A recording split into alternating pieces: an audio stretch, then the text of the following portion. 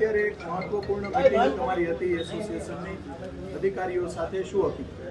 આજરોજ IOC divisional manager એમની સાથે મિટિંગ થઈ છે. સપ્લાયની કોઈ જાતની ચિંતા કરવાની જરૂર નથી. સફિશિયન્ટ સ્ટોક છે.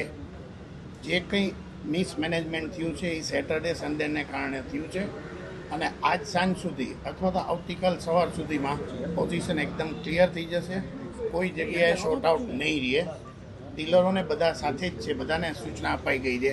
કંપનીઓએ ઘણા બધા એવા ચેન્જીસ કર્યા છે કે એક સાથે એક ડીલર 20,000 લીટર માલ ન ઉપાડી શકે તો 2 ડીલરને સાથે કરીને આપશે, પણ સપ્લાય આપતા રહેશે. કોઈને તકલીફ પડવા નહીં દે.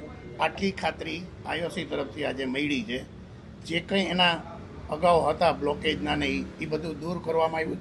કોઈ જાતનું હવે બ્લોકેજ છે નહીં અને ડીલરો શાંતિથી એની જરૂરિયાત પ્રમાણે માલ મંગાવી શકશે. અત્યારની મિટિંગમાં આ રીતે નક્કી થયું. છતાં સાંજ સુધીમાં જે કંઈ ચોખવટ કરવાની હશે એ સાહેબ સાથે કરી લેશું અને થઈ જશે. કોઈ એમાં મોટો ઇસ્યુ નથી. જે કંઈ પ્રોબ્લેમ છે એ રજાને કારણે થયો છે અને નેક્સ્ટ 8 દિવસમાં એ બધું ક્લિયર થઈ જશે એવું સાહેબનું કહેવું છે. થઈ જશે. બધાને માલ મળતા સવારથી સાંજ પડશે. સવારે ગાડી ભરાય સાંજ સુધી ત્યાં પહોંચતા ટાઈમ લાગે એટલો જ ટાઈમ લાગશે. સફિશિયન્ટ સ્ટોક છે. નાયરા અમારામાં નથી આવતું. ઇન્ડિયન ઓઇલની હું વાત કરું છું. ઇન્ડિયન ઓઇલ પૂરતી વાત છે આ. Nayara is a private player. Indian Oil ગવર્મેન્ટની કંપની છે. 57% સ્ટેક ઇન્ડિયન ઓઇલનો છે. તે સૌથી વધારે છે. જેને કારણે સૌથી વધારે તકલીફ આઈઓસીમાં જ પડે છે. બીપીસી આઈઓસી આ બીપીસી અને એચપીસીની ટોટલ 43% છે સ્ટેક અને 57% આઈઓસીનો છે. જેને કારણે વધારે તકલીફ આઈઓસીમાં પડે છે. ક્રેડિટની ને કેશની કંઈ ઇસ્યુ ના, કોઈ નથી. અત્યારે બધું કેશ ઓન ડિલિવરી જ છે અને એ 8 દિવસ પહેલાં જ બધા ડીલરોને કહેવાઈ ગયું છે અને ઓલ ઓવર ઇન્ડિયામાં આ કાયદો લાગુ પડે. રાજકોટ માટે નથી. હું ગુજરાતનો જનરલ સેક્રેટરી છું એટલે ગુજરાતની મને ખ્યાલ છે કે બધી જ જગ્યાએ કેશ ઓન ડિલિવરી છે.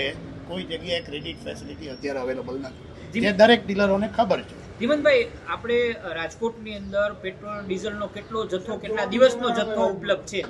સફિશિયન્ટ છે. કોઈ આમાં જથ્થાની કોઈ ચર્ચા હોતી જ નથી. સફિશિયન્ટ છે એટલે કે આવતા 30 દિવસ 45 દિવસ કોઈ દિવસ નક્કી નથી થઈ શકતા. બધું જ આધાર છે એ બધો તમને ખબર છે. અત્યારે યુદ્ધ ચાલી રહ્યું જેને કારણે કદાચ આગળ પાછળ થાય તો એ હવે પછી થાય. અત્યારે કોઈ પરિસ્થિતિ ખરાબ નથી. કેટલા પેટ્રોલ પંપ કેટલા બંધ છે એવું કઈ સમય?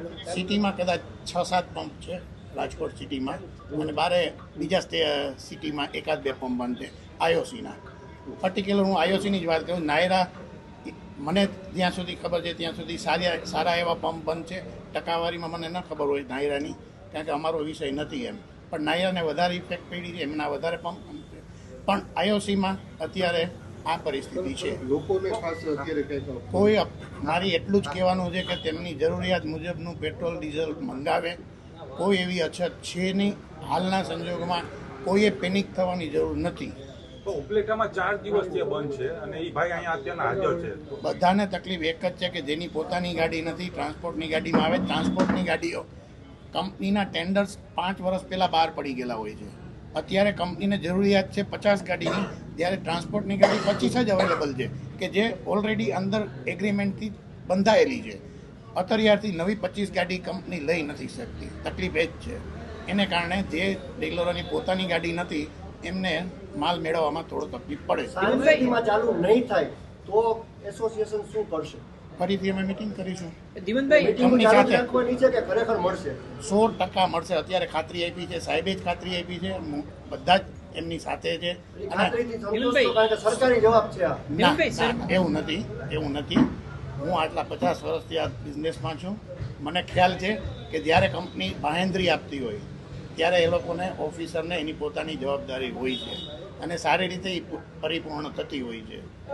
તમે એવું કીધું હતું અગાઉ કે પેટ્રોલની માંગમાં વધારો થયો. ડબલ માંગમાં વધારો થવાનું કારણ પહેલા 35 ટેન્કર જોતા હવે 70 તો ડબલ માંગ. એનું રીઝન તમને 2 વસ્તુ સમજાય દઉં. પેટ્રોલમાં પહેલી વસ્તુ એ કે પેટ્રોલમાં કોઈ તંગી નથી, નંબર 1. હવે બીજી વસ્તુ આવે ડીઝલમાં. ડીઝલમાં એસઆર બંધ થઈ ગયા, નાયરા બંધ થઈ ગયા છે, રિલાયન્સમાં અમુક બંધ છે અને કન્ઝ્યુમર્સ જે ડાયરેક્ટ લેતા હતા કંપનીઓ પાસેથી, જેના 22 રૂપિયા લીટરે કંપનીઓએ વધારી આપ્યા, એનો બધો જ લોડ રિટેલ આઉટલેટ ઉપર આવ્યો છે. તો પછી ડિમાન્ડ તો વધવાની જ, જેટલી ગાડીઓ છે એટલી જ સપ્લાય થવાની છે. હેમંતભાઈ, ક્રૂડના ઉત્પાદનની અંદર અસર પડી છે, તો લાગે છે અઠવાડિયે 10 દિવસમાં આ જે સપ્લાય ચેન છે એ ખોરવાઈ શકે છે? ના, બિલકુલ નહીં. આજની તારીખે આવતા કોઈ પણ સંજોગોમાં આવતા દિવસોમાં એવી કોઈ શોર્ટેજ દેખાતી નથી.